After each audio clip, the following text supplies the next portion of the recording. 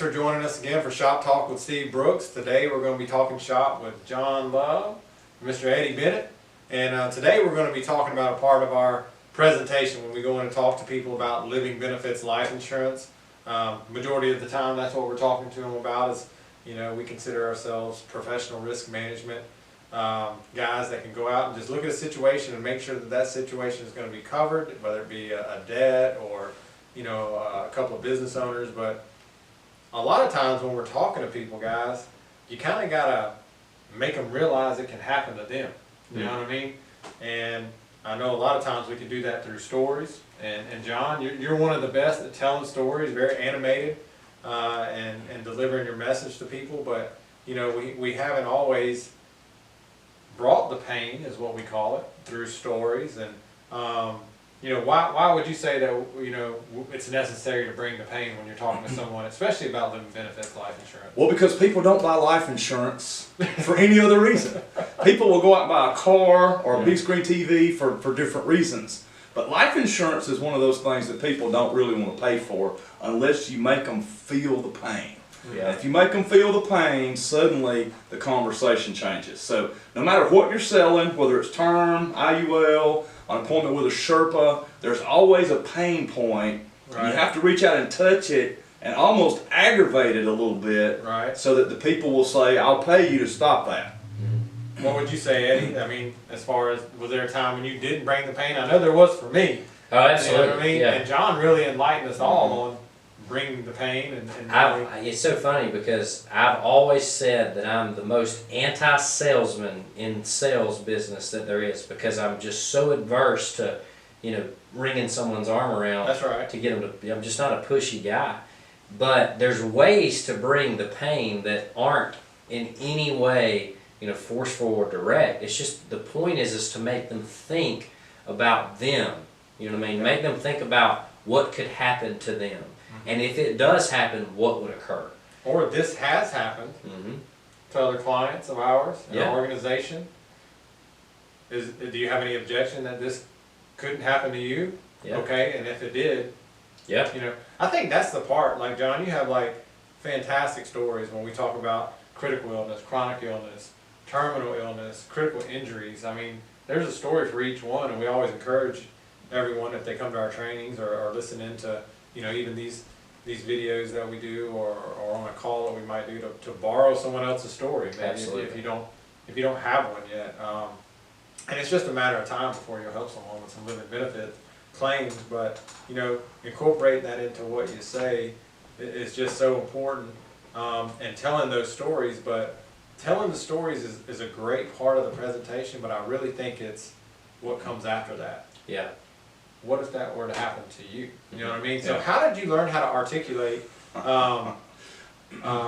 know, how to bring the pain? You know what I mean? Like using stories and asking questions, like, you know. Well, my numbers were slipping. Okay. And I was running quite a few appointments, and I wasn't closing nearly enough deals. And I was in Charlotte at Mike Schless's house, Freedom Financial. Yeah. And I asked Mike to coach me just a little bit. Yeah. And he said, well, do your in-home presentation. And I do it the same way every time. So I start in, and he stops me after about 2 minutes, and he says, you're talking too much. You got to bring the pain. And I knew what he meant because I had read a book recently called The Feldman Method. And Feldman was this amazing life agent back in the Great Depression days. Okay. And Feldman brought the pain. That was one of his tactics. He would ask these questions that were designed to make you almost hurt. And Mike said, you're just talking too much. And he was right. I was talking about the features and I was telling stories, but at some point I had to break in with a question to help that prospect feel, and it's a psychological feel, what would happen if that was him. And I wasn't bridging that gap, and it was costing me a lot of sales. What kind of questions are you asking, man? I mean, that's what everybody wants to know. So we teach a very specific in-home appointment. Right. And if you do it exactly the way you're taught, you're going to have the highest probability of success. So very early in that in-home appointment, I'm identifying other insurance that you have. Right. I'm identifying retirement funds, whatever the case may be. Right. And I'll work through my presentation. I'll give you one feature and talk about it for a minute. I'll tell a story behind each of those features, and I'll ask one specific pain question each time. So critical illness, chronic illness, terminal illness, they all get a fact, a story, and a pain question. The pain question is probably similar for each one. What is that pain question? So let's say we're talking about critical illness. Okay. And I'm going to say critical illness includes heart attack, stroke, cancer. I'll give you some information. Then I'll tell you a story. And I'll say, Steve, my son-in-law is 29 years old. He was at work one day. Thought he had a hernia. Went to the hospital. They said, not a hernia, testicular cancer. You're probably going to be out of work 6 months. How old was he? He's 28 years old. Jeez. So my daughter calls me crying, having a fit. And I said, listen, honey, a couple things. Number one, my grandson's not going to miss any meals. Yeah. And number two, you ain't moving back into my house. And everybody will laugh. And I was like, I knew she was setting me up. Right. Oh, So, yeah. you know, I wrote a policy on him a while back Yeah. that has that living benefit. We're going to file a claim, and that's the money that's going to pay your rent and buy your groceries Yeah. while he's getting well. I'll say, now, Good. Steve, let me ask you something. I know the answer to this at my house, but if you're diagnosed with something serious and you can't work, how long can you go without working before it becomes a financial problem? And you're asking that after each and every story. Every story has a pain question. And he's going to say, and I'm not going to let him off the hook with, I'm going to say, no, really. How long? You want me to describe it to you because then it becomes real. How long? There's no You know? paycheck coming in. Right. How long can let's you go? say 6 months.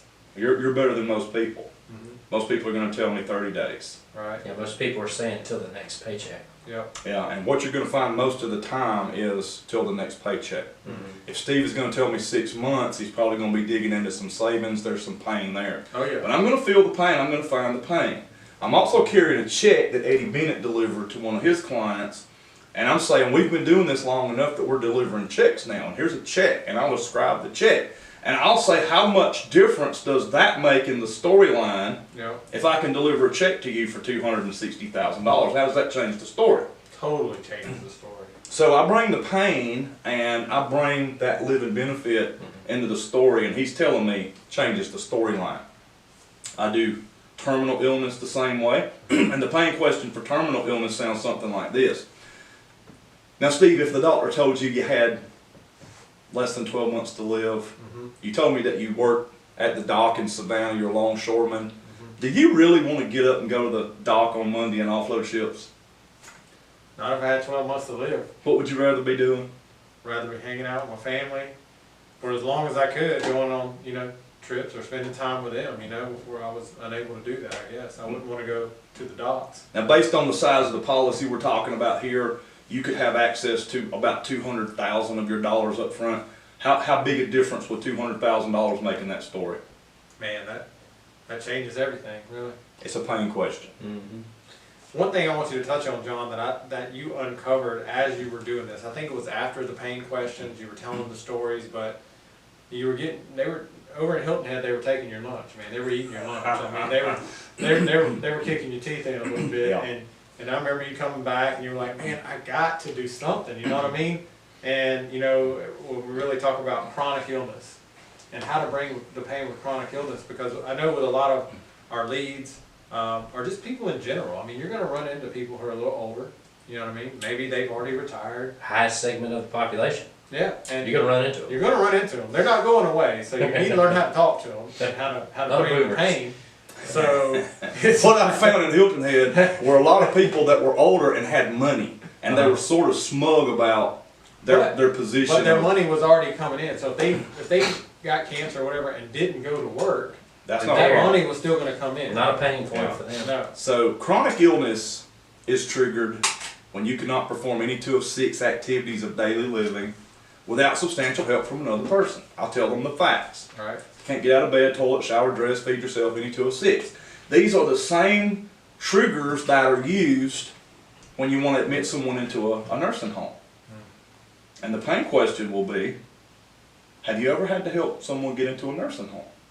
Or do you know anyone that's ever had to go into a nursing home? And if you're talking to someone 65 and older, 99% of the time, they're Yeah, gonna be my like, mom. Yeah. And Currently, what was the yeah. financial commitment for that? Whew, we're talking 6-8 grand. So I've got a good friend whose husband had a stroke, So you go into a store. and she could not physically pick him up. And if it's a husband and wife, I'll look to her and say, can you physically pick him up and put him on the toilet? You're asking this at the point. Yeah. So my friend was in this situation. That's good. She That's so literally had to go for nursing care because she wanted her husband to be taken care of, and she just could not do it. And they said, yeah, we'd love to have him. We need $8,000 today and $8,000 a month for the duration. Now, you guys mentioned to me that you have a pretty nice little nest egg. How long would it take to deplete your savings if one of you had a stroke or a major problem and had to be admitted into a nursing home? Well, we got everything mapped out pretty well. That'll take us to age 90. So if we have to start doubling that, basically, you know, doubling the amount of money we come, because we've got it mapped out pretty good where we pay the bills and the lights. So let's just say we double that, then half the time. You know, that cuts my plan in half. So one of you's left bereaved and broke. What other plan do you have in place for long-term care? I hadn't thought about it. I used to sell long-term care policies, and they're expensive and they're hard to qualify for. Yeah. And they don't, And most- a lot of them don't get full benefit, you know what I mean, unlimited benefits. You're And most people don't have one. But when I'm talking to older people, I'm digging. And when you're doing that little checklist at the beginning and you're asking old people, I'll ask them where your money's coming from, how much of that stream is coming from you, how much of that's coming from her, where's your long-term care policy. They don't have a long-term care policy. That's the pain point. You for older know, people. you're gonna be bringing that pain at the end when you're asking that at the beginning. Yeah, I just you're thought that finding- was strong, You're man. digging them out as you go through. And if you don't do it that way, you're missing. And I had to be taught, we learned that from boot camps and whatever. But if you don't identify all their assets on the front end, they're going to pop up with something at the end and say, oh, we got that covered. Yep. I want them to feel the pain of knowing you don't have this covered. Yeah, And I can fix this for a little premium. absolutely. Was thought need that was so identifying strong, and man. problem solving, you know, so Yeah. your need, you're identifying the need, but you've already asked the question on that front end of what they have. Right, So that way you know when you hit that, there's not gonna be an objection because they've already told you, my 401k is for my retirement, Right. or whatever that, you know, whatever they have. no. So they can't come back and say, well, I'll use that, you know. If you start tapping $75,000 or $80,000 a year out of your nest egg, You haven't planned for that, you know what I mean? typically a person will stay 3 years in a nursing home, then die.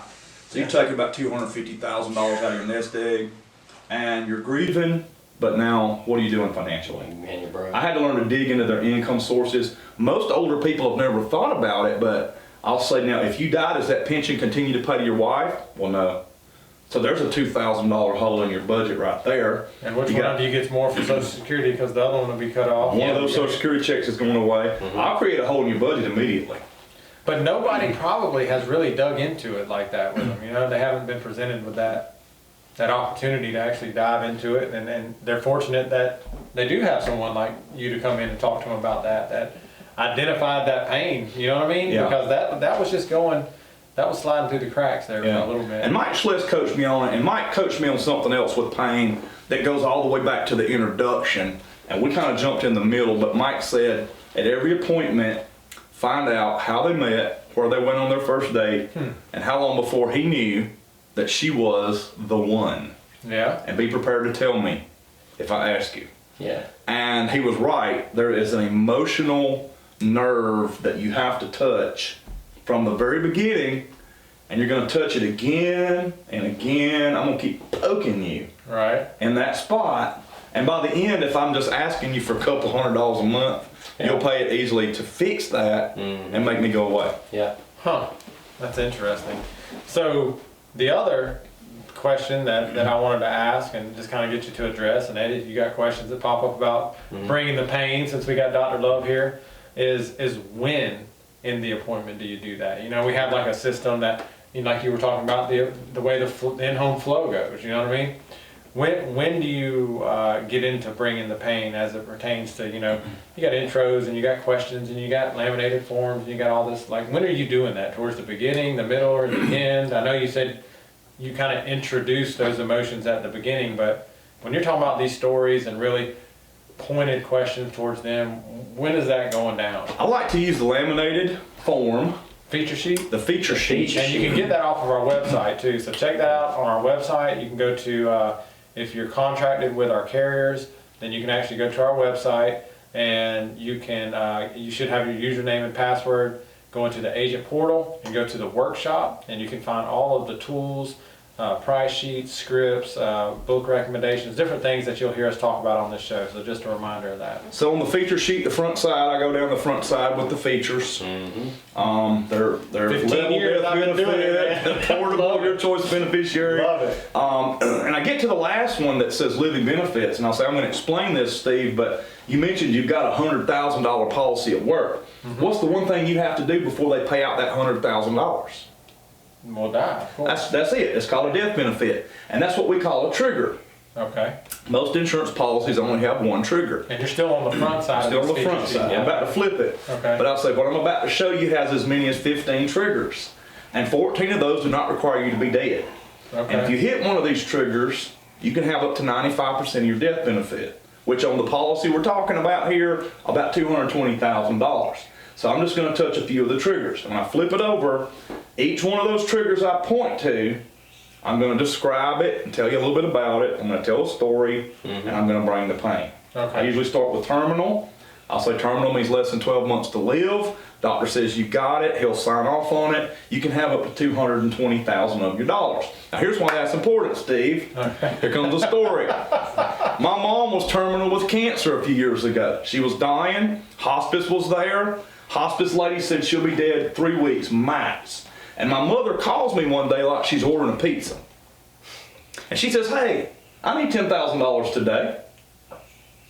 Real talk. I mean, this is what your mom did. She called you up out of the blue, needing money, wanting money. And I say it just like that. I need $10,000 today, and I pause and I say, and I waited for the punchline, and there was no punchline. And I said, what are you talking about? She said, my bills didn't stop coming because I'm dying. I need $10,000. And I knew, like you, Steve, she had like a $250,000 life insurance policy. And I said, Mama, don't worry about that. I'll take care of that with your insurance money when the time comes. And she said, no, you won't, because I'm not going to die and leave a mess for my kids. Get me $10,000 in here right now. And hung up the phone. Just like she ordered pizza. Yeah. And I don't have that kind of money. Do Just you? laying around. So the only thing I can think of is we'll call her insurance company. We're going to tell them she'll be dead in a couple weeks. You're going to be writing a $250,000 check in about 2 weeks. Can she have $10,000 of it now? What do you think they told me? Nope. One trigger on that insurance policy. Dead. Calls when she's dead. Steve, if that's you, and the doctor says you're leaving planet Earth sooner than you thought. You told me you offload ships at the harbor. I know you love being a longshoreman, but do you really want to go to Savannah on Monday and offload ships? No. What would you rather be doing? Hanging with the family. How does $220,000 change the storyline? Big time. That's how I do it. That's good, man. And since I wasn't going to hit this one, but since we've hit on all of them, and there's one more, and people watching this, I encourage you, if you don't have a story, use your stories, borrow them. There's a gentleman that I work with. There's a gentleman in our organization. Yeah. This is what happened to his friend, his family member, whatever it is. Share those stories and bring that pain. So there's one more, and it's critical injury. And I've heard you tell this story before. About your friend. So I'm from Alabama, and everybody has a nickname, okay? And this boy's name's Float. Float. He won't tell you why, but you know there's a story. And when I'm in a house, we're laughing. It's always really light. I'm never serious, but we're laughing. Yeah. And I'll say now, Float was driving home one night with his wife from eating out, and some guy ran a stop sign, T-boned him. So Float got thrown through the windshield. He was broken, pelvis, back. I mean, he was broken in about 6 big pieces, airlifted to the hospital. And when it was all said and done, they had to put a hospital bed in his living room. And his mother had to come for like 6 months and take care of him. And he said to me one day, my mama's in here wiping my butt like a little baby. And I said, you better be glad your mama's doing it, because none of your friends are going to come over here. Nobody's coming over here wiping your butt. We raise the windows and let you stink. But when the story started, Float had a nice truck, motorcycle, boat, all the stuff. And suddenly it's like a yard sale. And by the time it's over, his house is pretty much empty and he's just laid up in there with a hospital bed and that's it. Wow. And I would have been glad to bring him a check, but he didn't have any coverage. And the same paying question comes back to, if that's you, how long before you're selling everything or they're just hauling stuff away from your house? Wow. No, that's powerful, man. Absolutely. So you have a real life story just for every I've got multiple stories. multiple stories. I can pull out multiple pain if you want to hear multiple pain. But it's good to do that. I mean, let me ask you this. So you were always telling the stories, but you weren't asking the questions how it pertained to them? Yeah. Okay, I was telling feature, story, but pain is where you sell it. And did you actually see an increase in policy Oh, yeah. goes down when you started bringing the pain and just asking them if that were you? You know, Yeah. how- And Mike quizzed me for a while. He coached me on it for a while, and he would ask me, where'd they meet? So how long? So we're talking about he asked you to do certain things Yeah. because you reached out because you wanted to get better, right? That's right. And he mentored you in this organization. You Held got me some mentorship, accountable. but then you had to be held accountable, and you actually went out and did the activity, and numbers went up. That's right. Yeah. Crazy town. And it's all about the numbers. That's awesome. You can do it any way you want to, but if Eddie's your mentor Yeah. and you're not writing better numbers than him, do it the way he does it. Right. That's crazy if you don't. And I mean, Mike Schless is Mike Schless, and if he says do it this way, I can't beat his numbers. He knows what he's talking Right, about. yeah, So, absolutely.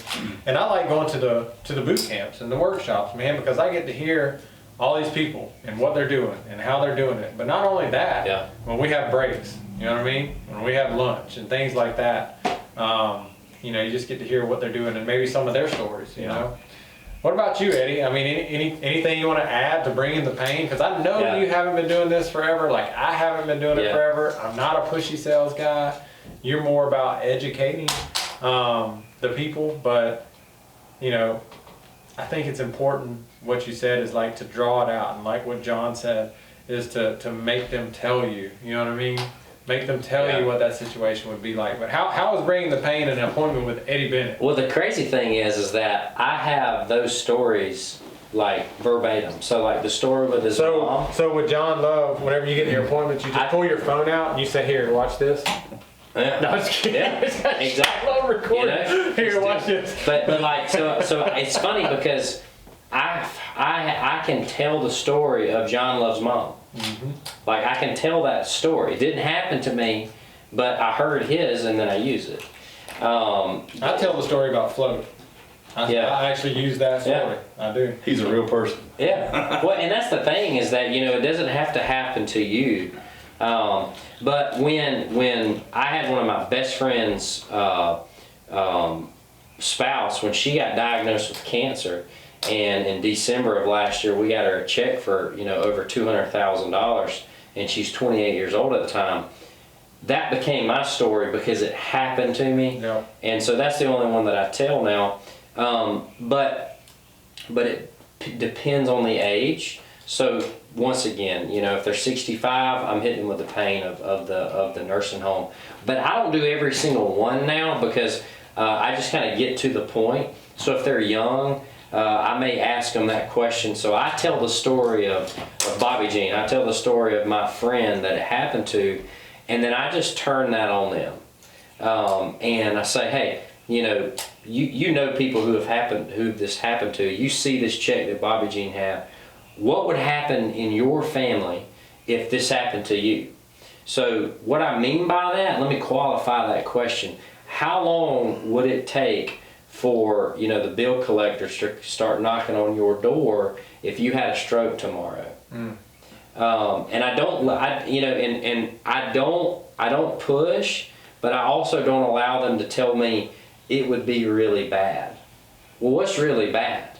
I'm just Y'all asking. can't go out to eat as much. Yeah, or like, you're is that- using your house? Is that Mountain Dew money or is that mortgage money? That's right. You know what I mean? And what's the Absolutely. difference? So, and it doesn't take much. All I'm trying to do is get them to put themselves inside of that story.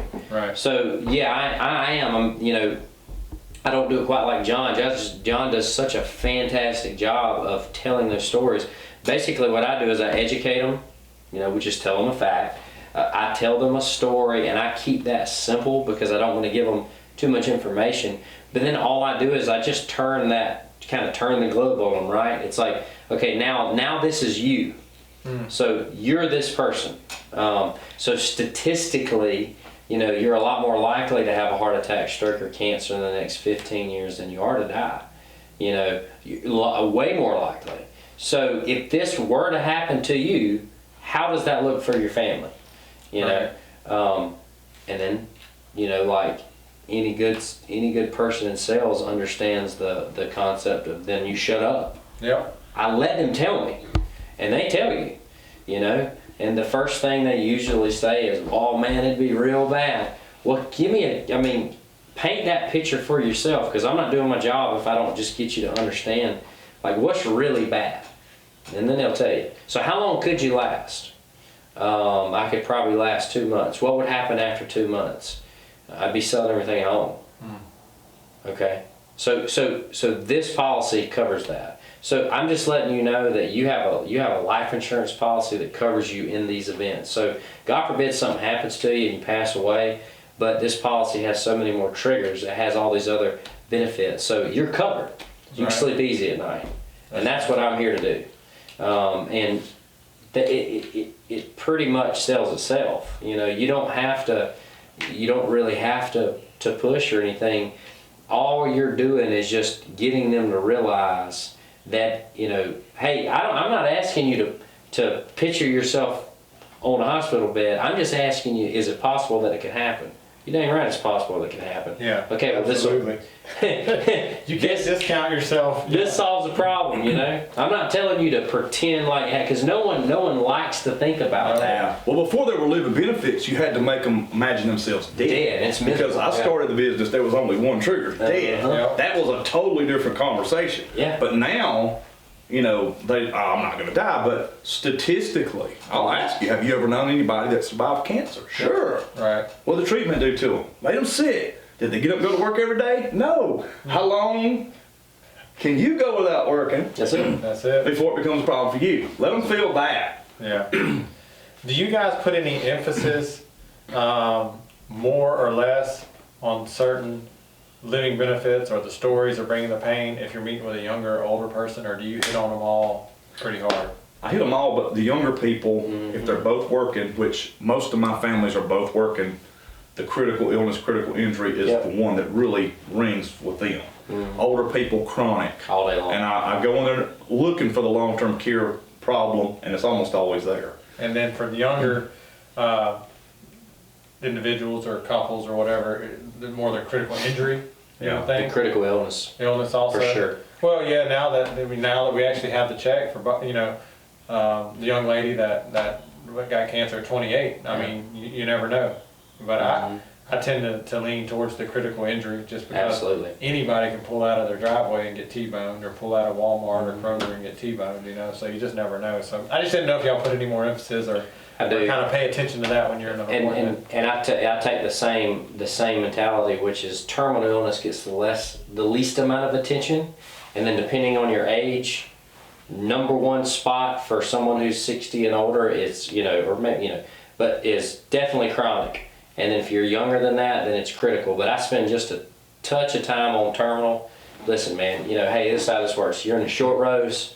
You need some money to continue your quality of life. Let's say you don't want to wait until you're dead. Here's your money. And you don't want to wake up and go to work for the last 12 months of your life. Yeah. So, but yeah, obviously you focus on chronic illnesses with older people, because I learned the hard way that if you don't, I was the same way with John. I would still drill the critical. Well, guess what? I had one tell me one time, and then I realized, they're like, it doesn't matter if I have a heart attack, buddy. Like, I'm retired. I got a full pension. I got a 401k, I got a pension, I got all these things, and it really doesn't affect my quality of life. And I realized at that point that depending on the age is what you. So if you have older people, I don't know about you, John, but I love when I get, say I'm getting leads. I love when they're older. Oh, sure. One, because they're financially responsible, they're closer to death, and they have money. And so we just focus on the chronic. What I like too, man, is if you are in a lead situation and you're talking to elderly people, seniors, and you get really good at bringing the pain, whether, you know, it be with the chronic illness or whatever it is. To me, what it did was open up this new world, because you're going to get good at talking to them and bringing the pain, and then you start figuring out that most of them have that same pain.